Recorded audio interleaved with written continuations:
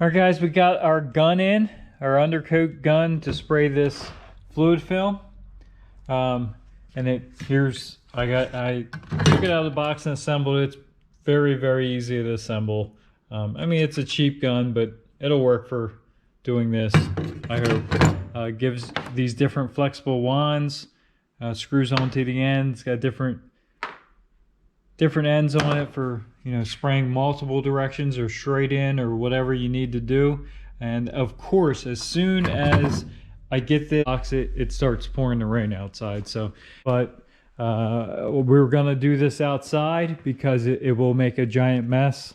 Well, I don't know how much of a mess it's gonna make because I've never did it before, but I'm assuming it's gonna make a mess spraying this stuff. So we'll do it outside. No big deal. We'll just wait for it to dry up again. So we did get pressure washed off, and in the meantime, we'll pick away at this Camaro. Like I said, I did get the headers on. Unfortunately, with these American Racing headers, I was unable to get, I even pulled the transmission lines loose to try and get more clearance. The full-size factory starter, I could not get to go back in there. So this is it's not even just a stock starter. This is the big stock starter. So it was new, it worked fine, but if you can't get it to go on, it's not going to work. So we have another starter coming for this, and a couple more parts, but we'll go ahead and start building the exhaust back. Here's one of the mufflers. This is Pipes Race Pro.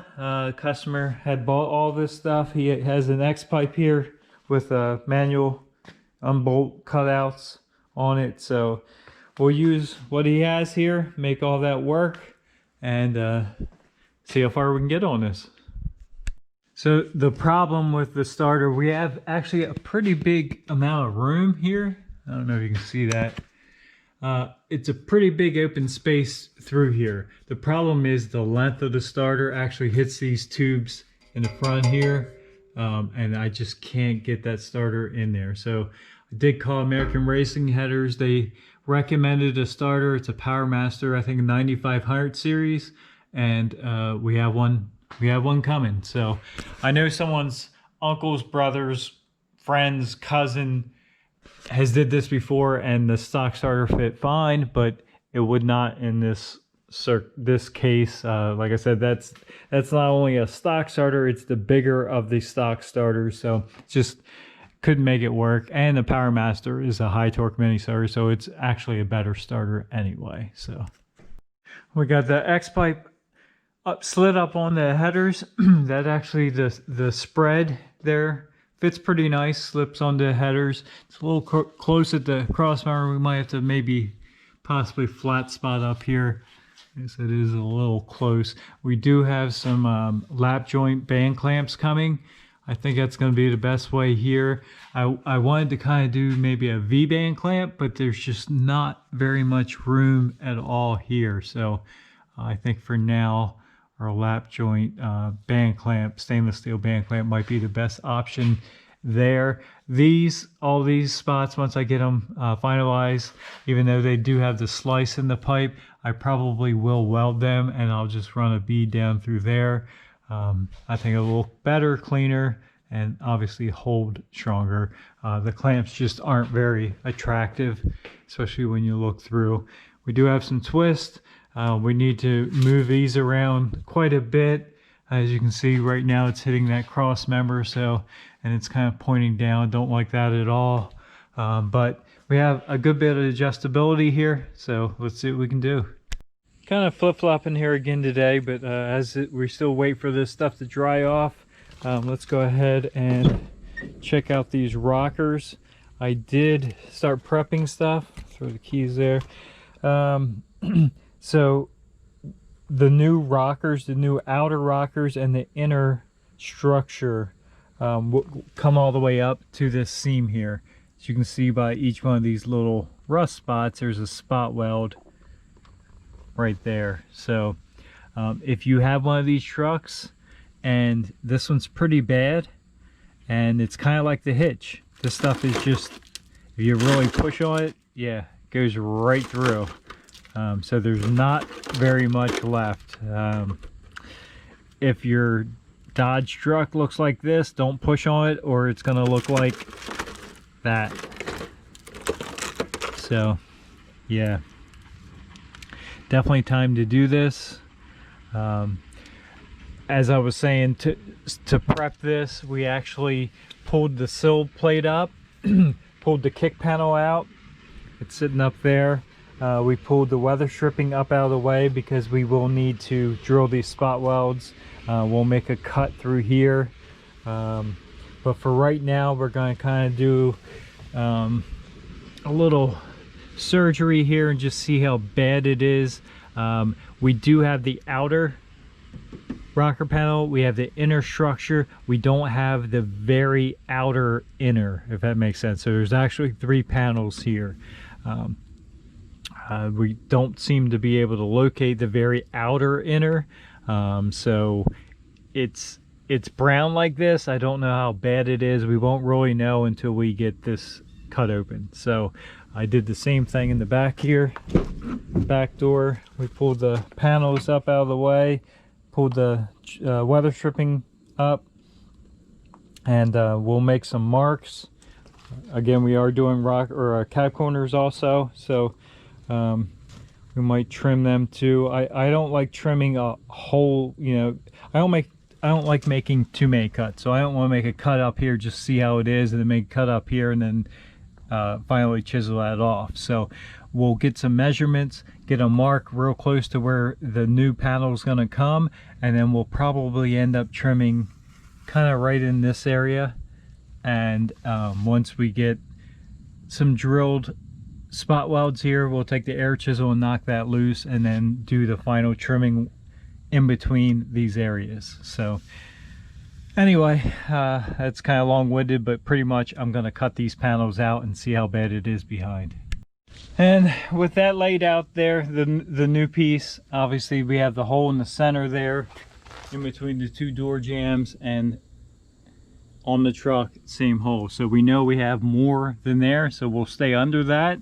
We know we go all the way up into this lip here, so we'll stay under that. Same way with back here. We know we roll up here a little bit because of here, so we'll stay under that and just trim all that off. Like I said, we probably won't even have to cut this bottom section just because it's so rusty. We'll cut the top and probably just pull that down and it'll break right loose. Cab corner, we might have to do a little bit of trimming to get the rest of that out. It's still, even though it looks bad, it's still fairly solid, so it's just turning colors. So let's get cutting. We do have our cutoff wheel. We'll get this panel out of our way, and we have our cutoff wheel with a nice thin blade, and we'll take and trim that up. It's actually no wonder these things rust so bad, because they're very thin metal. This is good metal up here, not rusted at all, and this thing just eats right through it.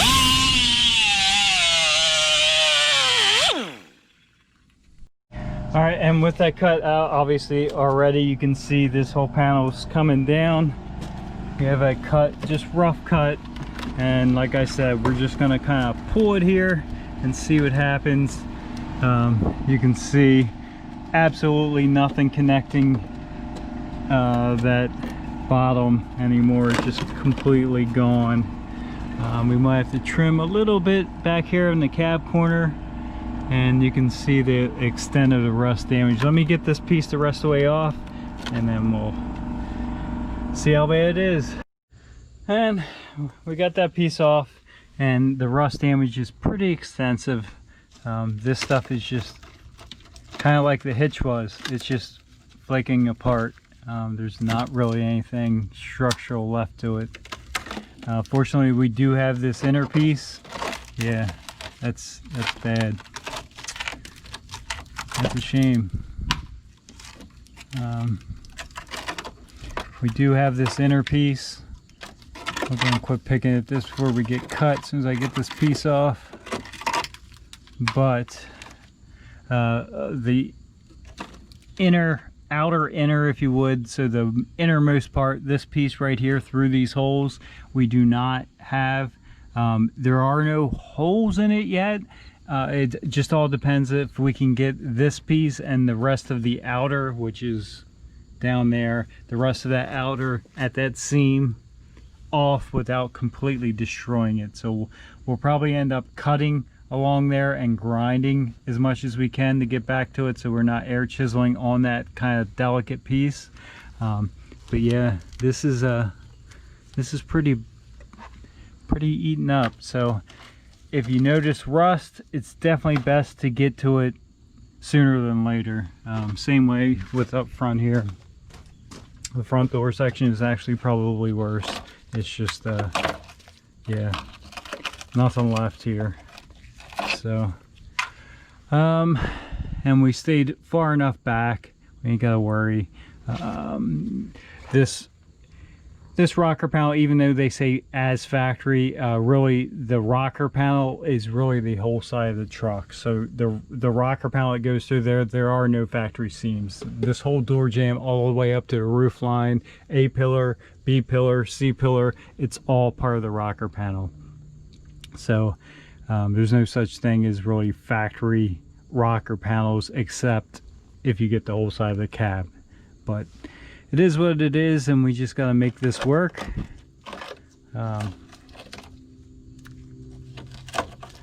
Fortunately, that's what happens when...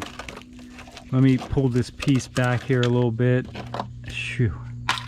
So this is actually what happens inside here. You get...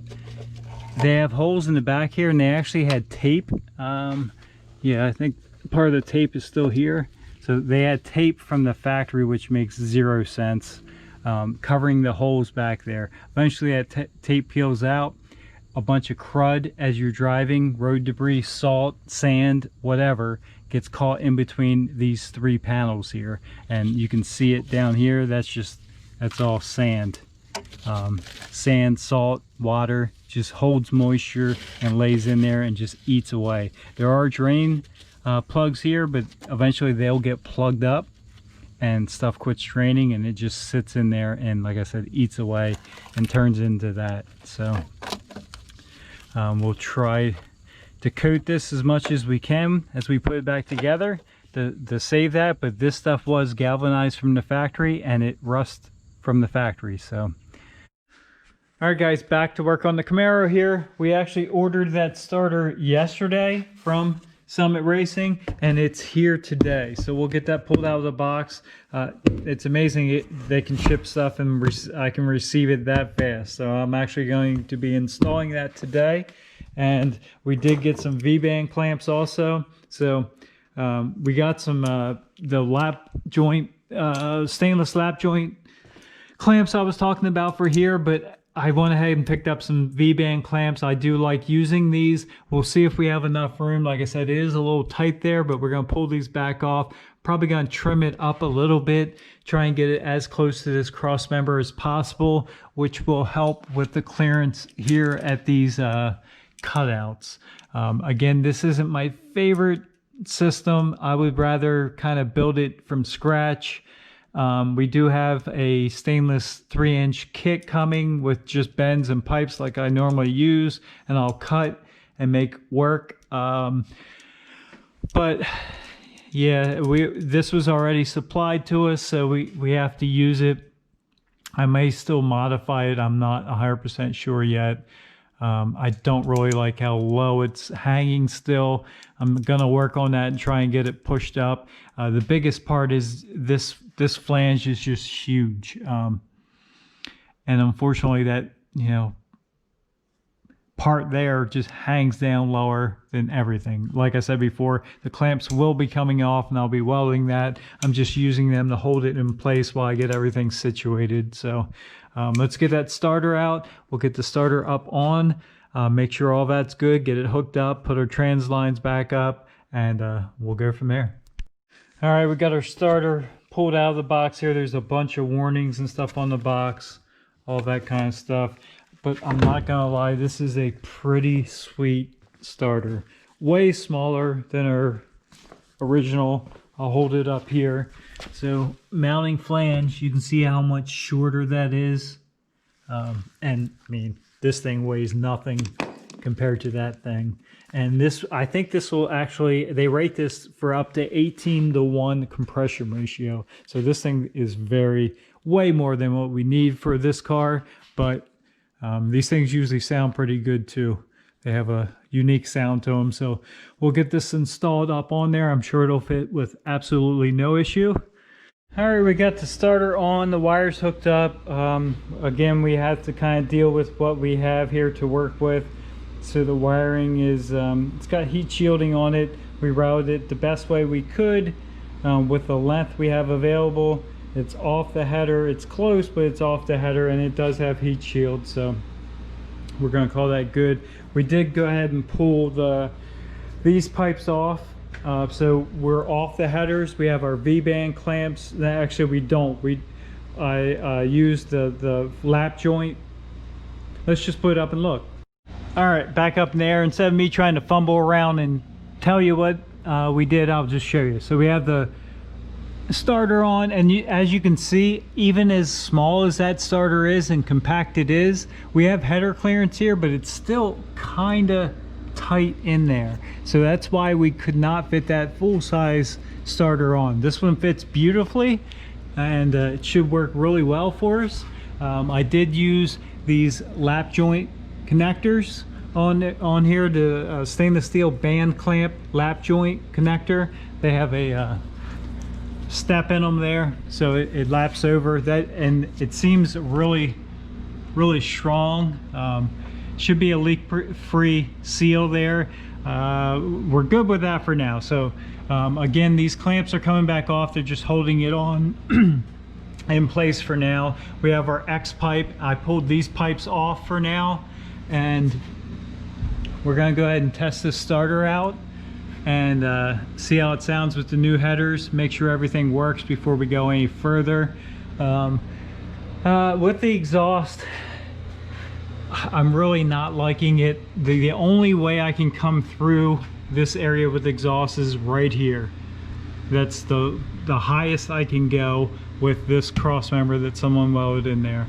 So to me, that's just down too far. I don't know. It's really no further than where the header comes out if you look through there, but it makes, I'll have to run it up to get my muffler high enough. What I would really like to do is come out of here, shoot up into this tunnel, and if you saw the S10 build I did, I notched the cross member so we can get some heavy wall tubing, notch and weld this, plate this with a radius in there so I can bring my pipe through where it should be, tucked up into the tunnel. But I don't know. I mean, that may be too much work for this car. We'll have to talk to the customer and see if he wants to go that far, if he wants to just run it through and have it hang down a little bit more than it really, I think, should. So let's go ahead and drop this down and test the starter out and see how it sounds with the new headers and X pipe at least. So we'll go ahead and get this thing turned on. We'll reach inside here. All right, so the starter sounds good. It engages good, spins the motor over nicely. So we'll hit the gas a couple times and see what this thing sounds like with the new headers and X pipe. Should fire now.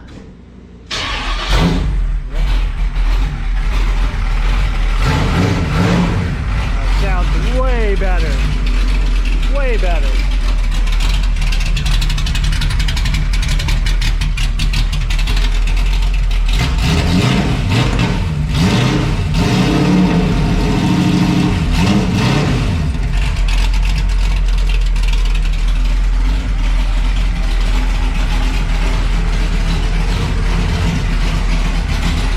So we just let it run for a couple seconds there. We did put that new steering box on, so we have to top. I already topped off, well, filled up the reservoir, but now we have to top it back off, and we can go ahead and test our power steering here also. All right, let's give this another shot, and this time we'll work the power steering also. So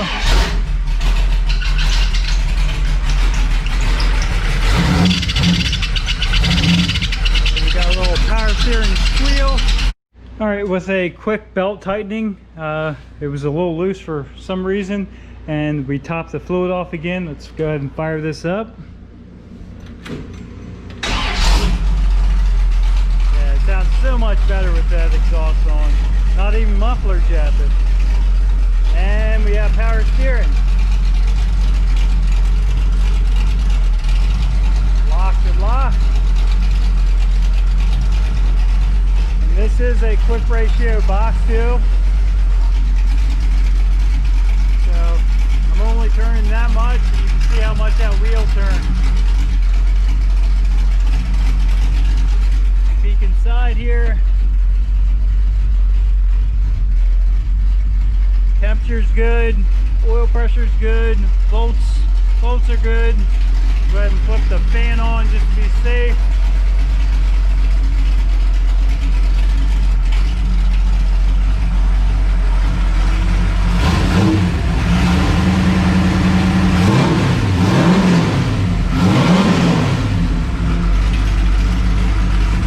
Yeah, that X pipe and these headers sound 100 times better than that old ratty exhaust that was on here.